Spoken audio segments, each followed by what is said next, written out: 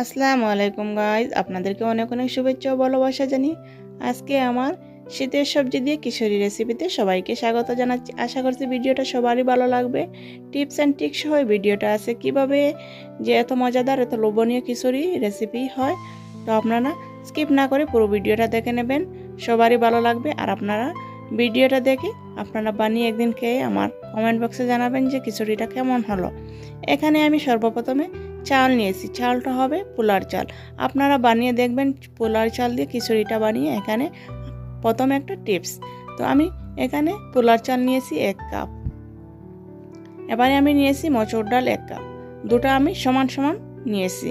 মসুর ডাল 1 ভাগ নিয়েছি। আপনারা চাইলে মুগ ডালও দিতে পারেন, কিন্তু না, এখানে মসুর ডাল দিয়ে আর এই পোলার চাল দিয়ে বানিয়ে আপনারা সবজি দিয়ে খেয়ে দেখবেন, অবশ্যই আপনাদের খুবই ভালো লাগবে, খুবই মজাদার হবে। এই চাল আর ডাল খুব ভালোভাবে ধুয়ে পরিষ্কার করে আমি প্রথমে নিয়ে নিচ্ছি। চাল আর ডাল খুব ভালোভাবে ধুয়ে পরিষ্কার করে নেওয়ার পর আমি আধা ঘন্টার জন্য এটা ভিজিয়ে রেখেছি। এইদিকে আধা ঘন্টার জন্য আমার চাল আর ডালটা পরিষ্কার করে ভিজিয়ে রেখে দিলাম। এখানে আমি যা যা সবজি লাগবে সবজিগুলো কেটে কেটে রেডি করে নিয়ে নিচ্ছি। তো দেখে নিন এখানে কি কি সবজি লাগলো। এখানে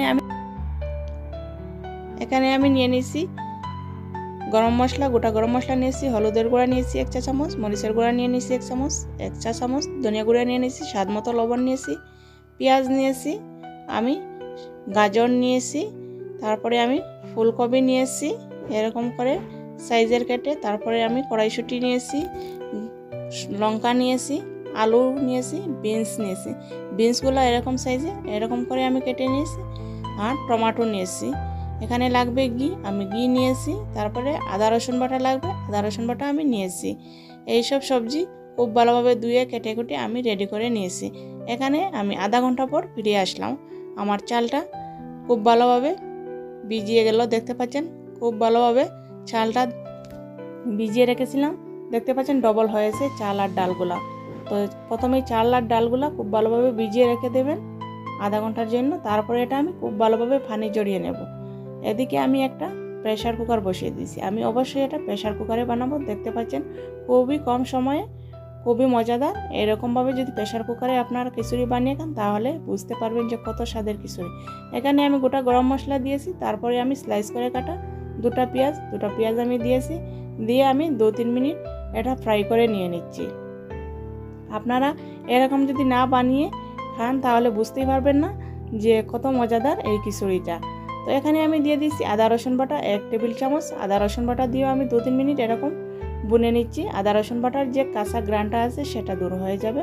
এবারে আমি দিয়ে দিচ্ছি কেটে কুটে রাখা যে সবজিগুলো। আমি 1 কাপ বিনস, তো আমি মাপমতো 1 কাপ বিনস নিয়েছি। 1 কাপ বিনস সর্বপ্রথমে দিয়েছি, তারপরে 1 কাপ আলু দিয়েছি।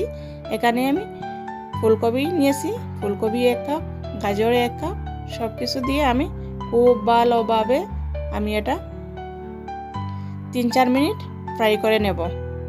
এই পেঁয়াজ রসুন বাটা তারপরে সবজিগুলো দিয়ে 3-4 মিনিট আমি খুব ভালোভাবে ফ্রাই করে নেব। এবারে আমি কিছুটা স্বাদ মতো লবণ দিয়ে দিয়েছি। লবণ দিয়ে খুব ভালোভাবে মিশিয়ে এটা আমি ফ্রাই করতে থাকবো। এখানে দ্বিতীয় টিপসটা হলো চাল আর ডালটা ভিজিয়ে রেখেছিলাম, এখন আমি জড়তে দিয়েছি। পানি খুব ভালোভাবে জড়িয়ে নেবেন। চাল আর ডালটা ভেজে নেব আমি সবজির সাথে। তো ডালের একটা গন্ধ থাকে, এই গন্ধটা দূর হবে, খুবই টেস্টের খিচুড়ি হবে। এবারে আমি দিয়ে দিলাম টমাটোর কুচি করে রাখা 2টা টমাটো নিয়েছিলাম, টমাটোরগুলো আমি দিয়ে দিয়েছি।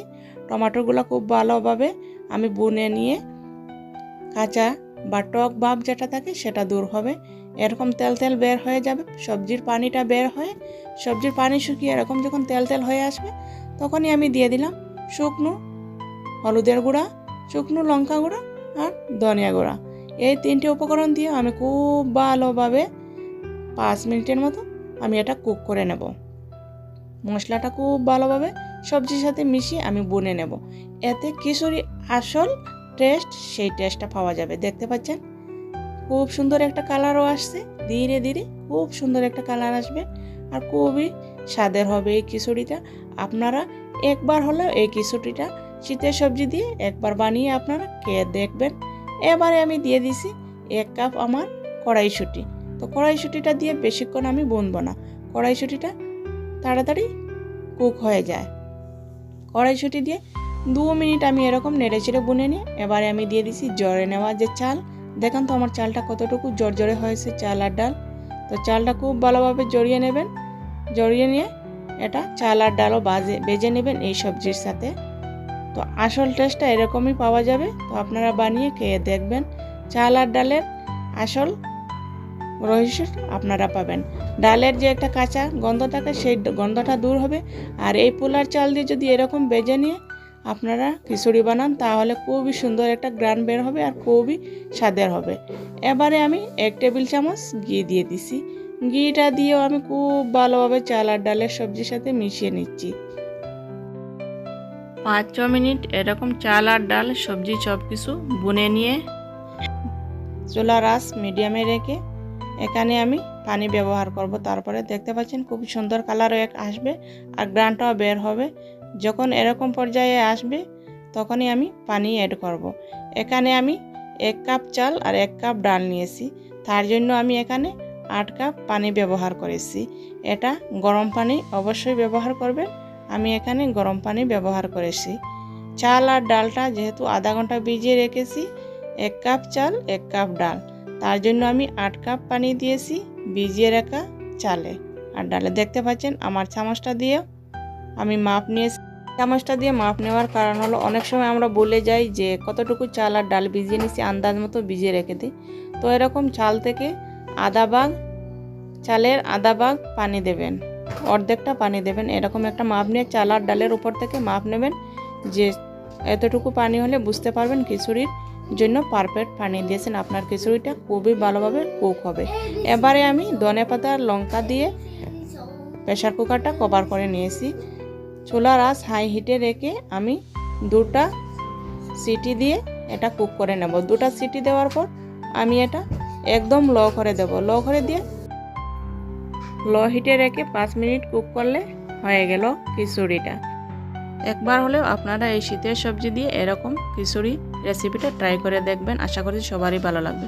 এবারে একটা স্টেপ বাকি আছে। এখানে আমি একটা ফ্রাই প্যান বসিয়ে দিয়েছি, এতে 1 টেবিল চামচ ঘি দিয়েছি।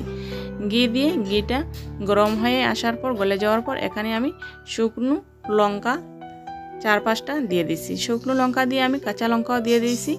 আপনারা আপনাদের স্বাদ মতো জাল অনুযায়ী কাঁচা লঙ্কা এরকম ফালি করে ব্যবহার করবেন। তো কাঁচা লঙ্কা আর শুকনো লঙ্কা এরকম ঘির সাথে আমি একটু ব্রাউন কালার করে ভেজে নিয়ে এবারে আমি শুকনো কাশ্মীরি লঙ্কা গুঁড়া দিয়ে দিছি। এটা দিয়ে আমি খিচুড়ির সাথে মিক্স করে নিয়েছি। এটাতে দেখবেন খুবই সুন্দর গ্রান, কাঁচা লঙ্কা আর শুকনো লঙ্কা খুবই সুন্দর একটা গ্রান হবে আর এই শুকনো কাশ্মীরি খুব সুন্দর একটা কালার আসবে। এবারে আমি এই উপকরণগুলো মিক্স করে নিয়ে নিচ্ছি। হয়ে গেল আমার খিচুড়ি রান্না। এখন আমি ধনেপাতা দিয়ে দিলাম। এখন আমি সার্ভ করে নিচ্ছি।